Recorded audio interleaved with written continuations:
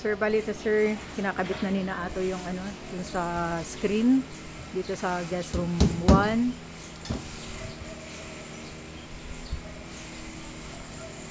Tapos yung sa guest room 2 na ikabit na.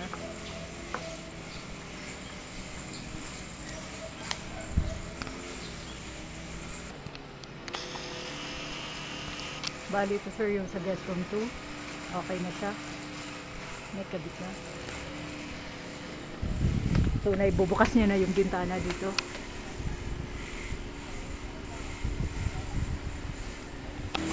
Tapos nakapag grass cutter na si Al dito sa may malapit sa